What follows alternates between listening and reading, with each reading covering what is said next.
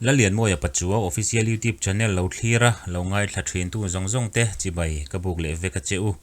tuntum bi chian na chuan Jenny tel ve lo ti thla chungchang soi kan tum don ani hela hi la tan pu to chong pho ani a October ni somni paruk sangkha jakwa somriat pali khan an thian nu rang hun no tami birthday lom turin an kala an thian nu pakhat Jenny chu aron tel ve thei talova chu la tan pu to chong hian la in a choita ni in alang la lian mo ya pachu hian audio album hnung ber duar lai ate a khan thiam takin asa ani la lian mo ya pachu chanchin kan zia na khan October ni som pakwa sangkha jakwa somriat panga ti in kan lo ziak pala tuntruma hian abade nei tu he hla phu na chan ngein min ril angin kanon ta lang theita ani he hla a Jenny hi tunge ti zona kadong le zau thina Jenny hi bazar bung kontle rolani ti in kaputan puya khachuan min rila athu soi toi te hi ngai thalok te ang Jenny hi klei rol te mel thad mai ne bazar bung ko na mi khi tu na khai jana ka thi to atel ve lo kha kan soi lang mai atel ve se ka duril rupa wang kha ni mai ya hemi tum hian Jenny lo tel vero ti hlanen hlain u na wani le ni lo kalo zo thei nil tlat mai peka amai ro chu putan puyan hetianga asoi lai hian abade nei tu min ril dan chuan tripia hi a confuse deu ni in ka ria khati hun lai khan bazar bung kon Jenny i ati nen hian kanin shelova kan thian nu ma pui zok hi ani ang khati hun lai khan Jenny ma pui ain ti thina khatia birthday kan lom na khan tripia hian a thian te pahni lo ruai atuma an lo thlen chuan an thian pa pakhat jok chu a man ve tak lo thu min sila ke chuan ke po kan thian nu pakhat working girls hostel a om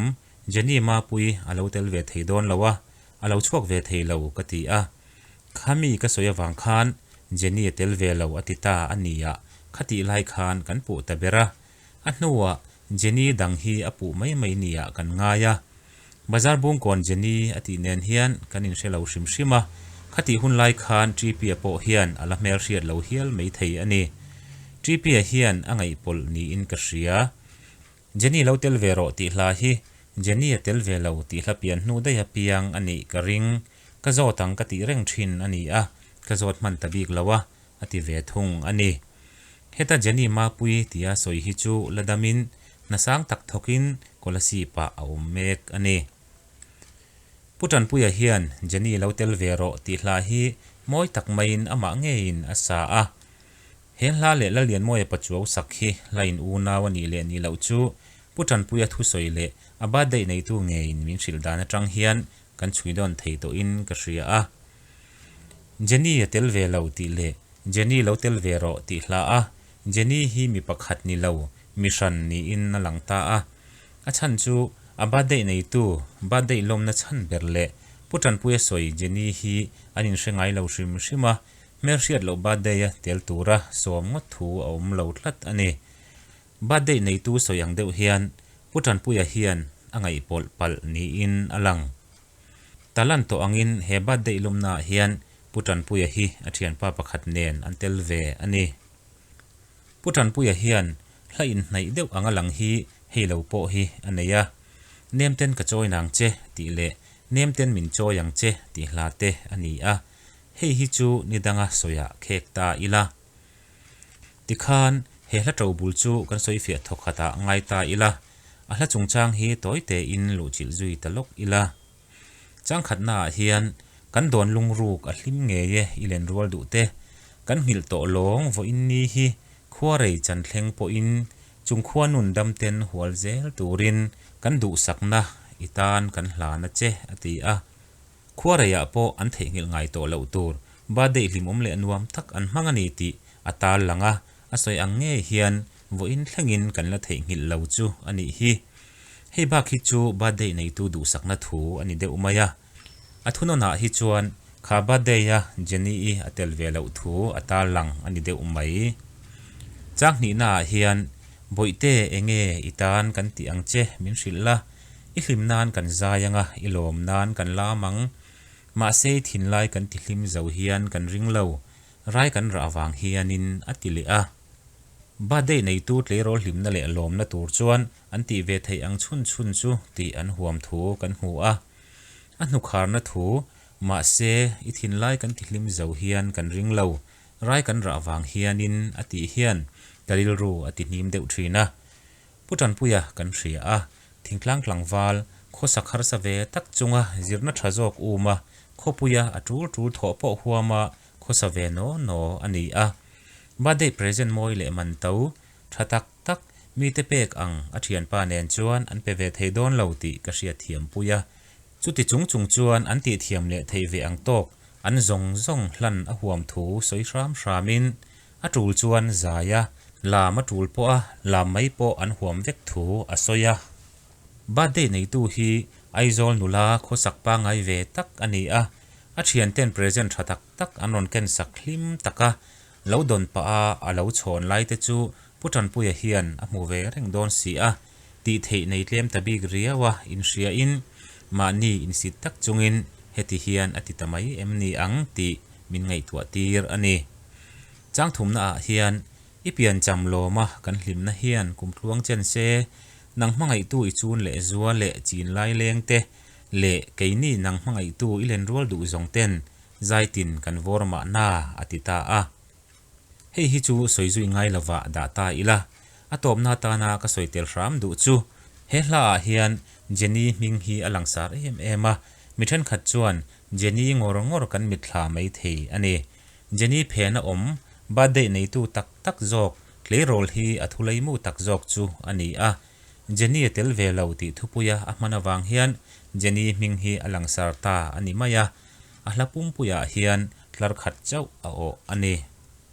laltan puya boral ni khan in thlarung takin hetli rol hi a local ve deka tualaya kalo om chu minon hungal wata min mu ve le min kawa putan puya ruang chunga pangpar moi tak da in athla liam ani tuntuma hian heng hlapani te hi ngai thlave ve don taila lalian moi pachuawin Jenny tel ve lo ti hla asak hi ngai thla masata ila adota laltan puya tau chongin Jenny lo tel ve ro ti kan ngai thla chun zom le don ania changthum le thunon ve ani